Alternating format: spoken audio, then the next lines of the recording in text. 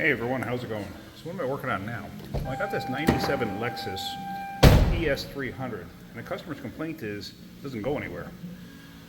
But I also noticed it doesn't go in park either. So check this out. Here is the car. And as you see, it's in park, but I can roll it forward with no issue. It's not going into park. So, the question is, what happened? The fact that it doesn't go anywhere kind of leads me to believe either a broken axle or some kind of an output. Oops, and the battery's dead. Okay, let me get a jumper on this thing because I want to try sticking it in gear and see what happens. I want to look at the speedometer and see what's going on there. Let me get a jumper on it. All right, let's see what happens now. All right. So now, select the gear. See, we have speedometer movement.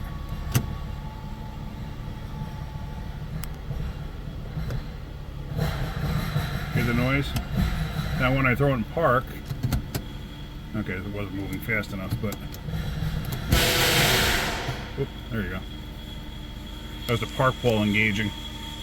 Alright, so we got a broken axle, I believe, or it's internal and tranny. It's possible too. Got a broken spider gears or something like that. So let's put this thing up in the air and see exactly what's going on. I'm going to lean towards a broken axle, but let's find out.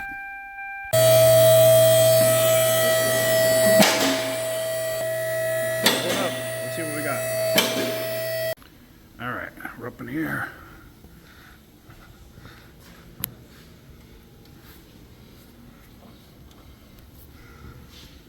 There we go. The glare from the light outside is ridiculous. But there, see that? CV joint blew apart. So that's why fixing ripped CV boots is very important, so you don't wind up in a situation like this.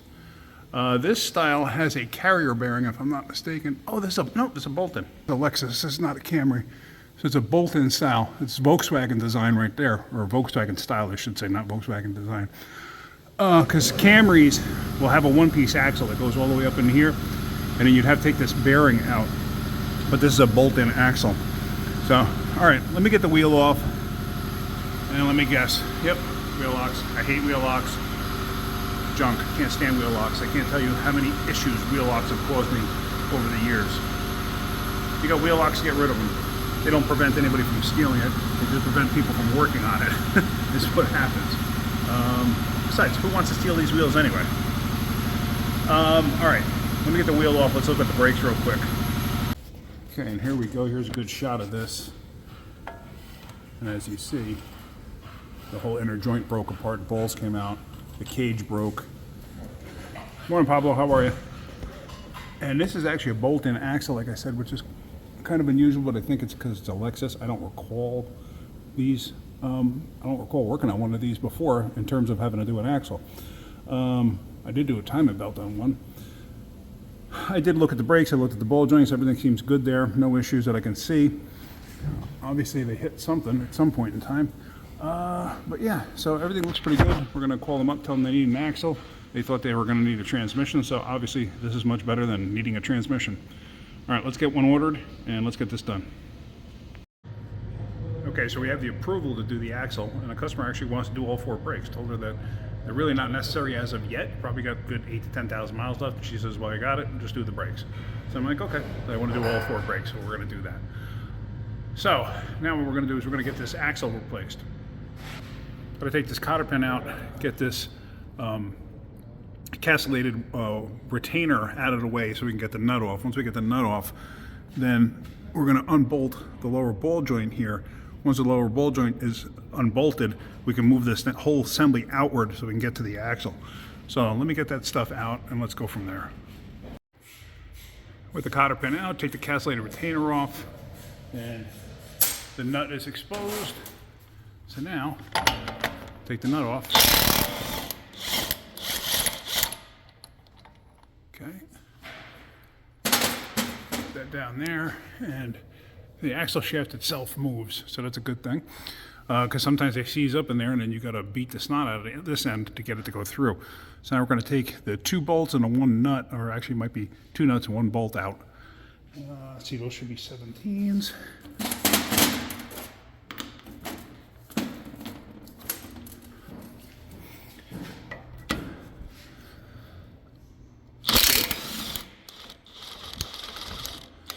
You see, those are centering type nuts because they'll center the studs in a hole.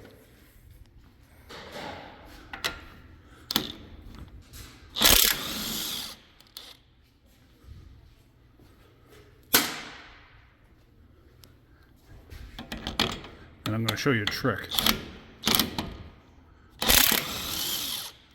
All right, so that's free. Put my gun down. Here's that. So now, what you're going to do is you're going to separate the control arm here. You have the sway bar still attached, so it might be a little tight. So a lot of times what you're going to do is you're just going to get a pry bar in here to pull down on this. But like I said, since the sway bar is still connected, it's going to be a little tough. Let me go get a pry bar so we can do this. All right, so I got you on my tripod. Let's try 2 different ways. You can either go into the control arm here and take some tension up on it to get the ball joint to release, like that. The other way I was going to do it was go in between the 2. Now, what you want to do is take the wheels on this. We can go from this side. And you see how they're pointing straight ahead? Oh, I have a battery charger on this, reason for the cable. We're going to cut the wheels all the way that way because the tie rod is towards the back. So let me do that and then I'll explain. So there, just like that. So it's cut all the way left. The reason for that is when you do that, it pushes this side out because the lower ball joint is not connected. So this gives you more room to work. So now what we're going to do is I'm actually going to get a ratchet strap and pull this thing back and out of the way a little bit. Got to be careful of the cables and stuff up there. You may want to get a 10 millimeter and unbolt the bracket. So I think I'm going to do that. Now actually what I'm going to do is I'm going to push this out like this so I can get the joint out. The joint's just falling apart. But I get the joint out first, and the reason being is because I put a ratchet strap through the center. It's actually not a ratchet strap, it's just a pull strap through the center there or through the tie rod just to hold it out of the way. And I usually wrap it around the lift or something. So let me do that so we're all set with that, and then we're going to get the axle out.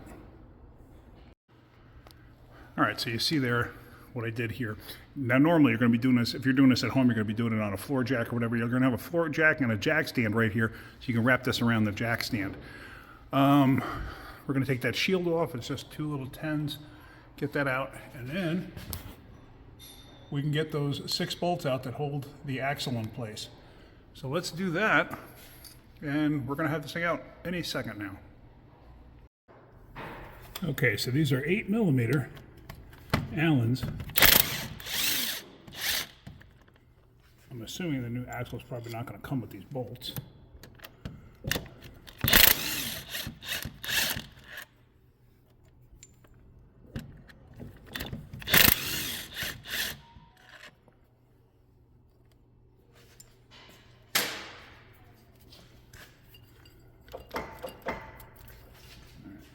Easier for me to turn the other side right now to try to get this side to rotate. Hang on.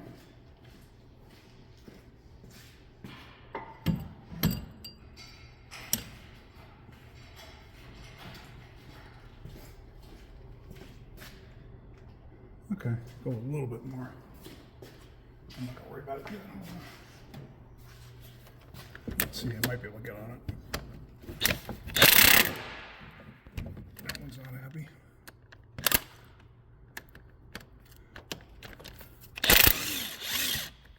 Because I was at a slight angle.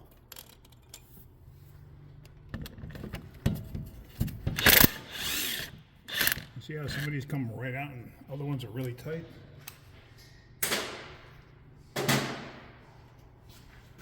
Okay, so that's got to rotate forward.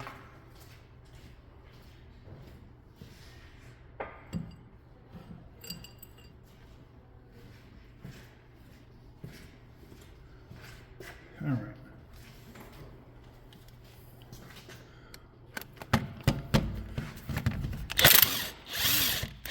Must have been because I didn't have a good angle on it. I was at, or I should say, I was at a slight angle, and I shouldn't have been.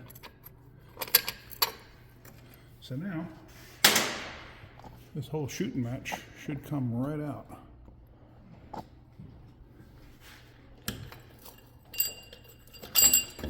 And there you go. That's the whole thing.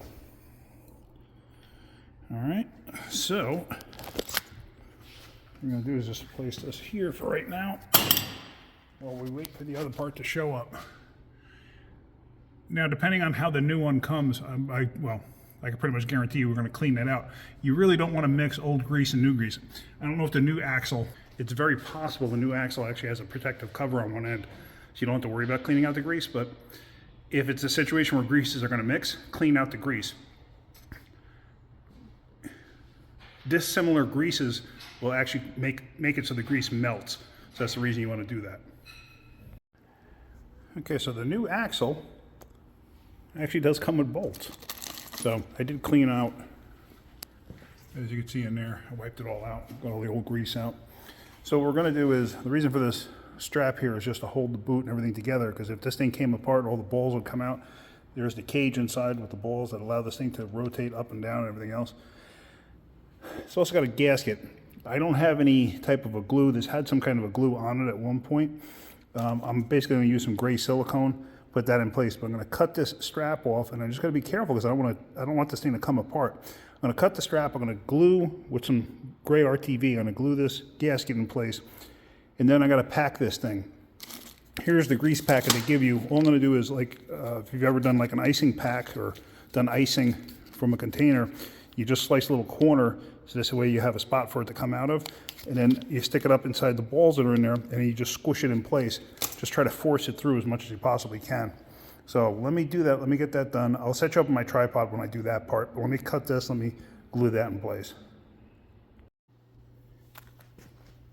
All right, so I got the gasket glued on in place using silicone.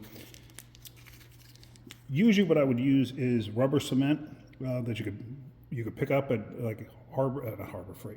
You can pick it up like Lowe's, Home Improvement, any of those hardware stores basically. But it's contact cement and rubber cement. I usually use that, and it works excellent. I've had very good luck with it, but I don't have any. I ran out. So basically, you're going to take this. As you see, I cut the end. You're going to put it inside where the ball is, and you're going to squish the grease in there as much as you can. Try to get it in where the balls are. This way it works its way in between, just like that. And you want to work it as much as you possibly can. Once you get it all the way up and in there, as far as you can, then you can start filling the other voids, like down through here, like in this end.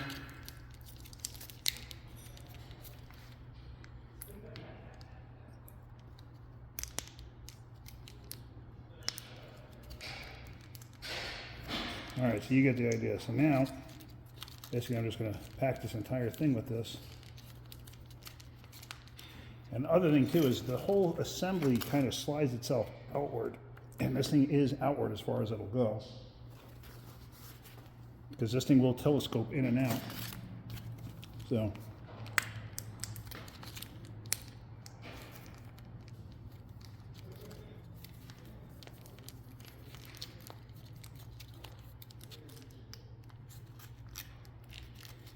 Now, if you get any of this on the gasket, don't worry about it. It'll just squeeze through and in between. Not a big deal.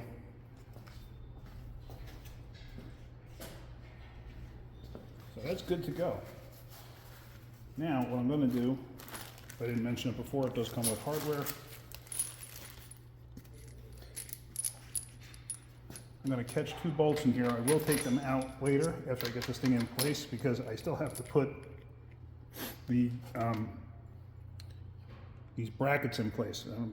I'm not even sure the reason for it, but anytime I've seen a front wheel drive axle with that bolts in like this, they usually use those straps, brackets, whatever you want to call them. And no, I don't know the reason for it. I never really cared to find out.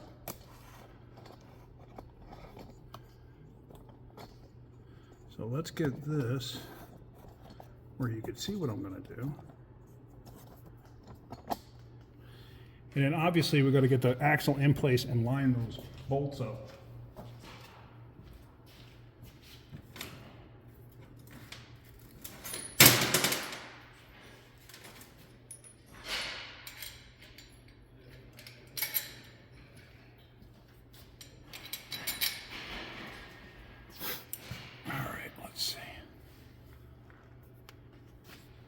It can be a little bit of a pain to get started. That's for sure. So now what I actually want to do is I want to angle this assembly a bit if I can. And actually what I might do is I might drag the end here further away.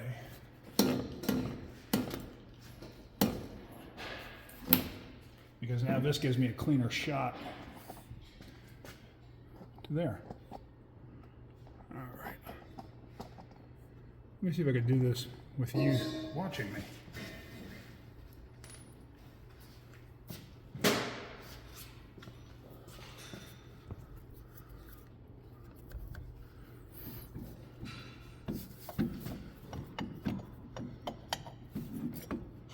Just makes it actually infinitely more difficult when I have the camera on, because usually the camera's in my way.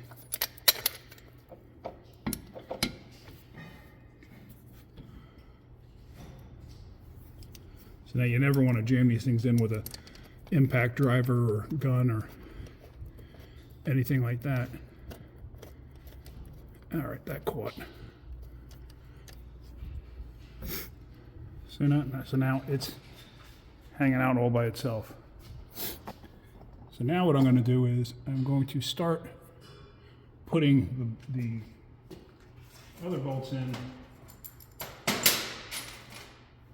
and the bracket at the same time.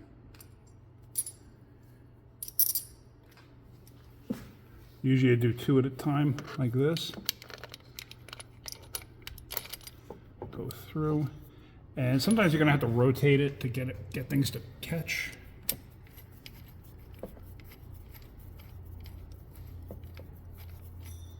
And I'm going to have to rotate this or maneuver it a bit.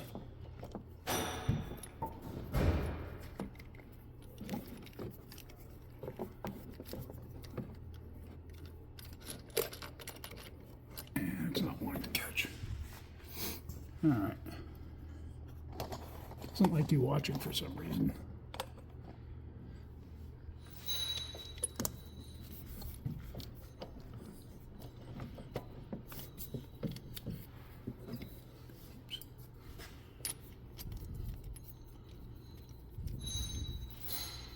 It's just a matter of getting it centered so you can get the screws caught. That's all. And it's just fighting me right now. All right. Let me mess with this thing. I don't want you to sit here and just watch the whole thing. Let me get them caught. Okay, so it turns out the problem I was having was the gasket had slid. So basically that's why I couldn't get the bolts through and caught. So basically I pulled it back out, got the gaskets lined up, got every bolt caught. So now this is a little 3/8. Just going down.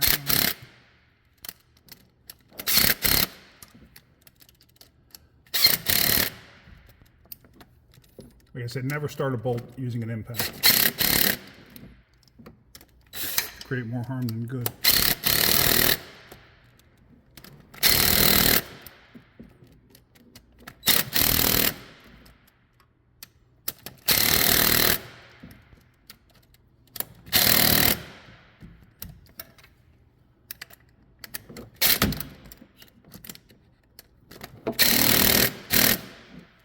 All right. So they're in there tight with my little 3/8 gun. That's my little 3/8 DeWalt, so it's not super powerful. What I'm going to do now is I'm just going to grab a hand ratchet and try to tighten them and see how it comes out. Okay, so hand ratchet, and they're pretty darn tight. So I'm good with that. I'm happy with that. All right, so as I always say, reverse procedure to install. So let me get this set up and ready, and I'll show you a trick or two. All right, so as you saw, I left this nut on. The reason I do that too is to protect the threads on the end of the axle shafts. So I don't accidentally nick them or whatever during that whole process, because I've seen it happen before. And I don't recall myself ever doing it, but I probably have. So now let's release this. Basically, I'm releasing the strap. I don't know if what you can and cannot see. Pull the shaft out, or strap out. So now, what you got to do is you got to feed the axle into here. If you want to put some lube on it, you can put some lube on it. This thing's pretty clean, so I'm not overly concerned.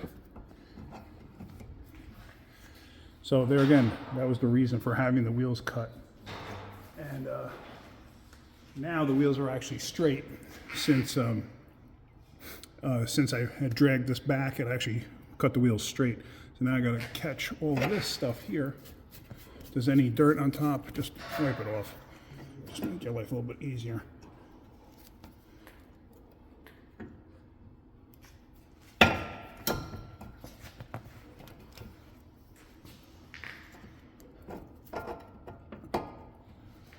Usually I can get them back together by hand like this. Sometimes they fight me. Oh, there we go. All right, so now what you're going to do is you want to catch the bolt first.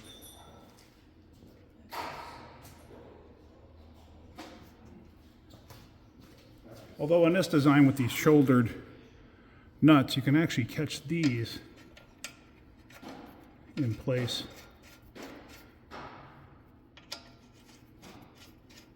See if that, I don't think the bolt will catch because it's at too much of an angle. And it might not be centered either. It feels all right. Feels a little tight, like it's not fully centered. But there again, never zip these things in with a gun. Yeah, it's not going in. It's off center. So.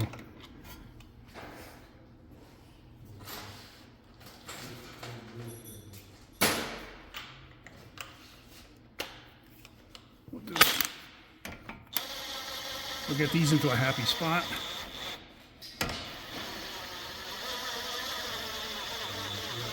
And as you see, I did not tighten anything. So now, there we go. That's going in good.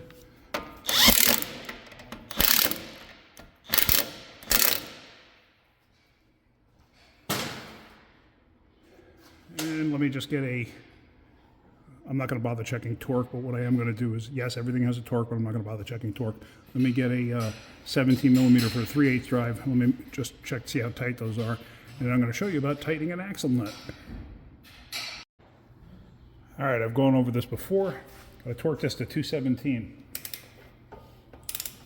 Oh no. Now what? What do you do in this case? Well, a lot of times you can get somebody sitting inside of it and hold the brakes, but even then, a lot of times you can't reach the torque because you can actually overpower it, especially if you don't have a car running, that is. Obviously, if you have a car running and you have full power brakes, then yeah. But what if you didn't have a caliper on it and you had to do this?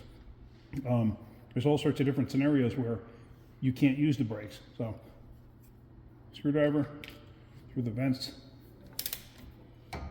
and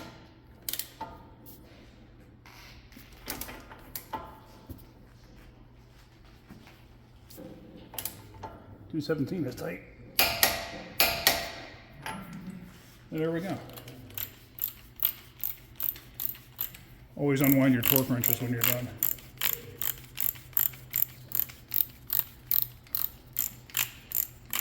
And bottom them out at 0.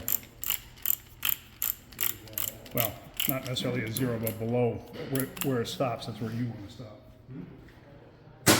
All right, so now we're going to put the castellated nut on, or castellated retainer, and then we're going to put a cotter pin in there, and then it's done. All right. So now we put the castellated washer on there, spacer, retainer, whatever you want to call it. And not that lining up the holes is really going to do much of any good on this. But then we stick the washer, cotter pin in. And then we secure it in place.